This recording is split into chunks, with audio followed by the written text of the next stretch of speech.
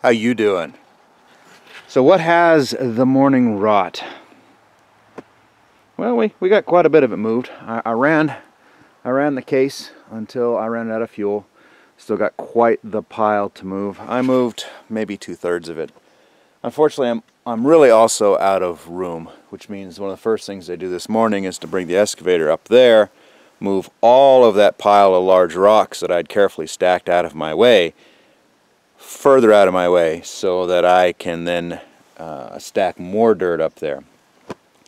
I got places to burn it. I mean, I could just shove it off the end of the driveway and make the driveway wider, but I got a lot of rock and a finite amount of soil.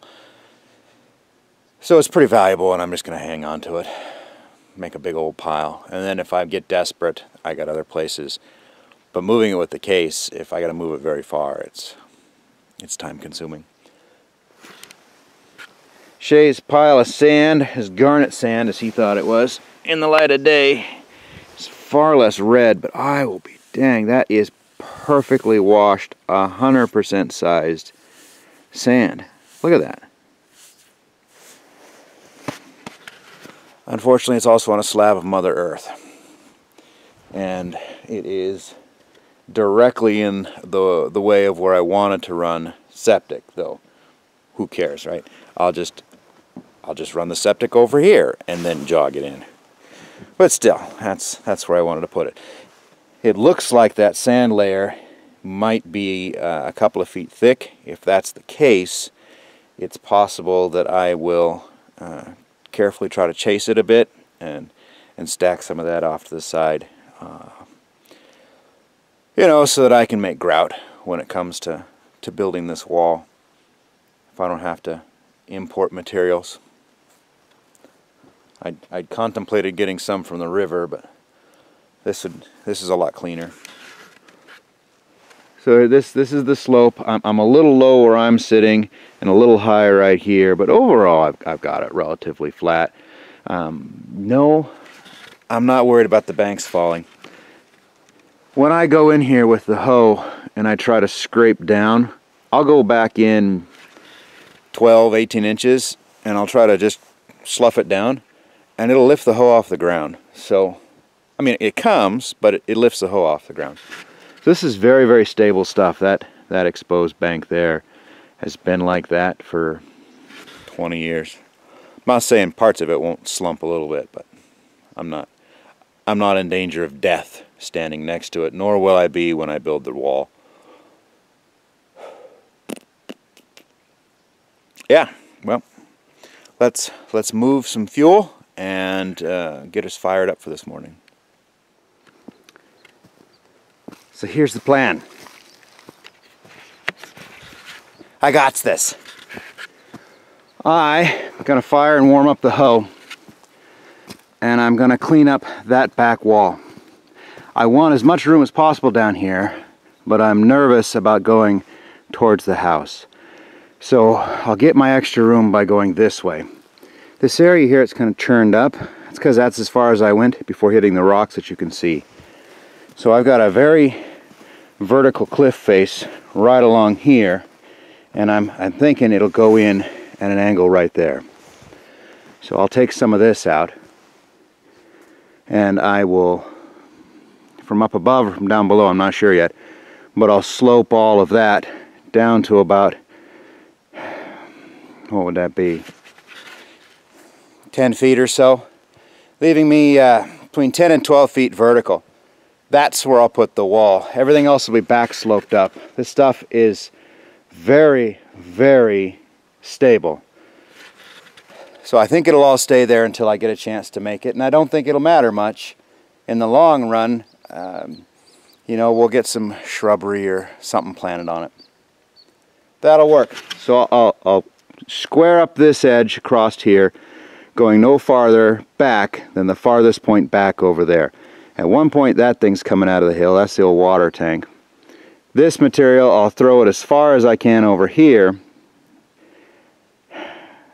I'm trying to avoid a lot of double moves. So anyways, I'll stockpile a crap ton of dirt right here. I'll move these rocks and those rocks. I'll stick them over there carefully.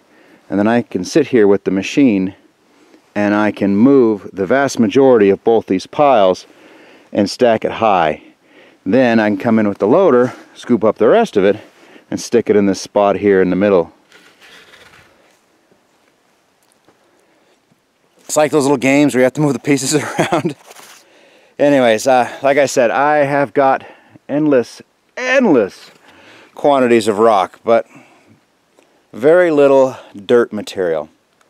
With luck, maybe also hit that sand barrier. Wouldn't that be nice? If that was a serious sand layer going all the way down, I don't have to French drain. Maybe that's why this stuff is so dry despite the winter weather.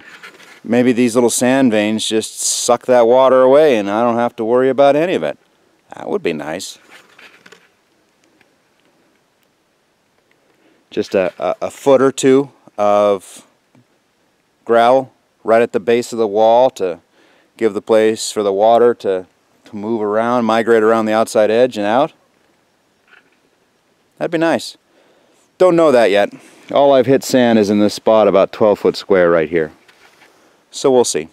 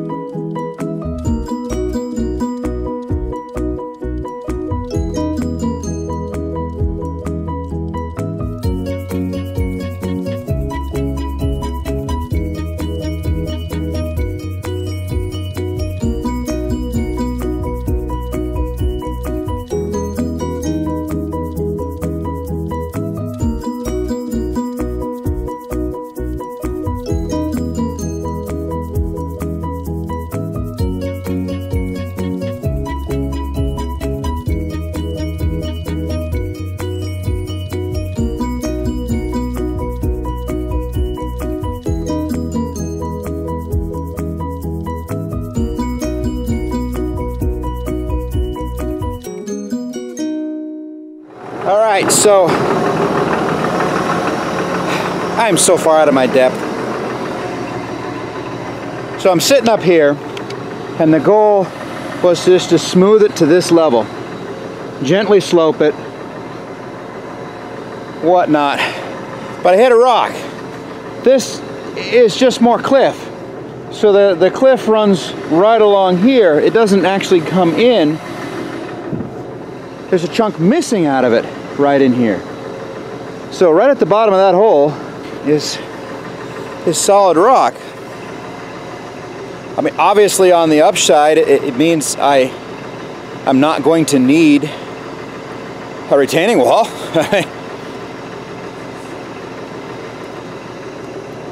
So my goal was just to sort of square this off right here.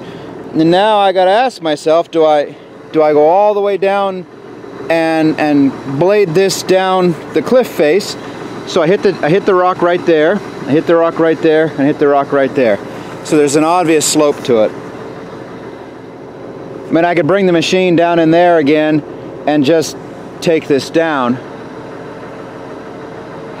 Gosh dang it. At what point do I stop?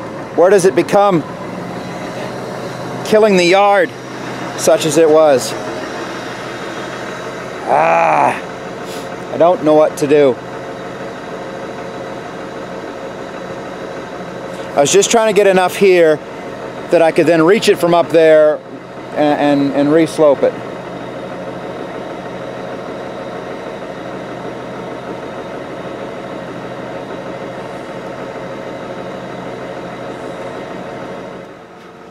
Okay, so the house is going to be right up there. The whole goal, and this is all about 4 feet too high.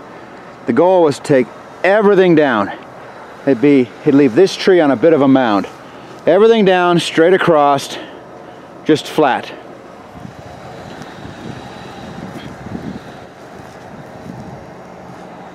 Damn, that's a long ways down.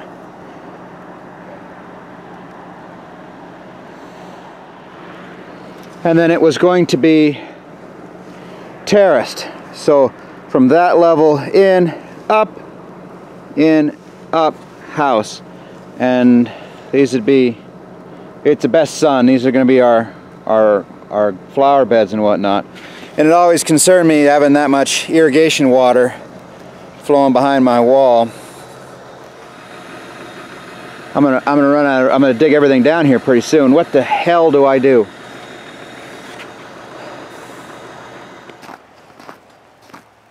Starts to stumble and die. Sounds exactly like plugged fuel system or water in the fuel. So I remove the bowl, get it cleaned out, and it slipped. Oh my gosh, it's...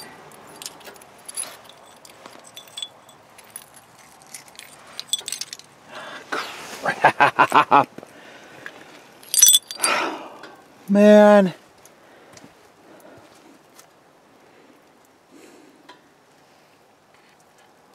You've got to be kidding me. Napa did not have a fuel bowl. I had one that was the right height but too small, and I had one that was the right diameter but too tall. I actually successfully managed to cut it down to the right height, and then Captain Fingers of Butter here dropped that one too. So I've got a votive candle that I have managed to cut down to height and sand smooth as a replacement glass fuel bowl.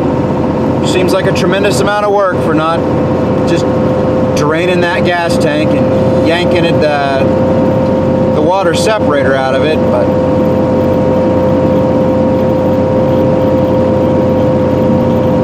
sometimes in rural Montana you have to make it yourself, because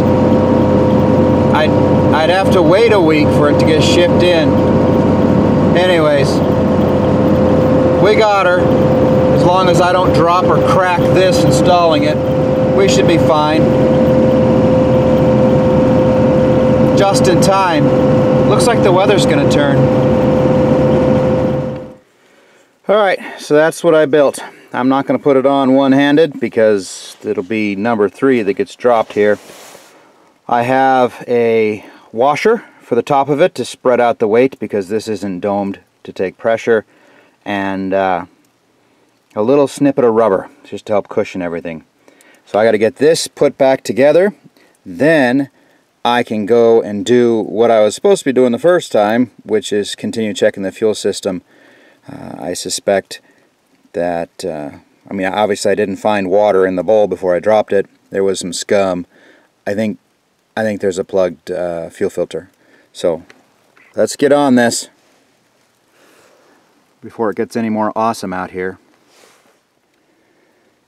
Well, about half you knew how much of a nightmare that was gonna be. I could not get it to stop leaking. And it still drips a little, but it's enough that I can get it running and at least get it put away at this point. I ended up cutting up an oil filter box, making a new cardboard one. Oh, I think we're going to run this bad boy out of gas, swap it over for a new one. Also, all the hoses are bad, and all the joints to the hoses are bad, and they all started like, it's just, I just wanted to check to see if there was water in the bowl and crap in the fuel filter, and 3 hours later, alright, see if it runs. Seems to be fine. At this point, I'm just going to put it back to work. So,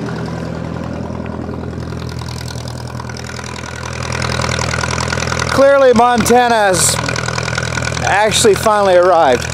And I don't want to leave the camera out because this is the sole functioning main camera I've got left since we smashed the other one. So I think I'm just going to call it a day. I'm already out here about 2 hours longer than I promised my wife I would be. And I've wasted most of that. Really ticks me off. I can see that leaving the door open on the excavator was a huge problem because it has been filling with snow this entire time. Something I probably should have noticed earlier. I got that thing sitting there running. It's completely soaked with crap, bucket load of dirt. What a frickin' joke. Just one of those days at the river house.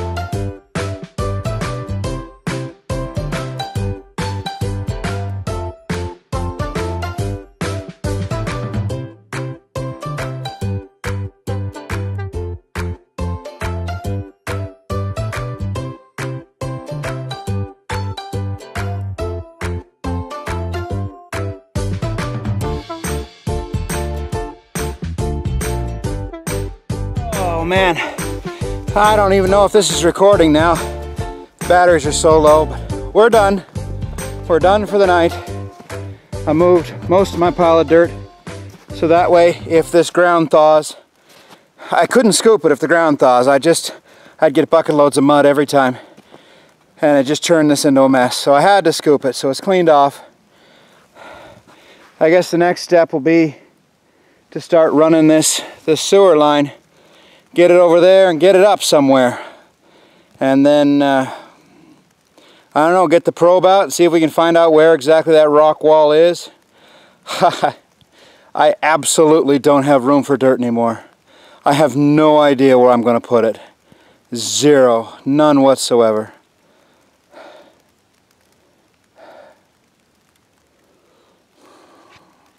I don't want to burn it off a cliff someplace. That's stupid. But I just can't truck it any farther with the backhoe. I guess I could widen the driveway. I can always reach over and pull it back up again later if I have to. But this time for real, it's actually definitely time to go. So, on what is finally a Montana afternoon, thanks for watching.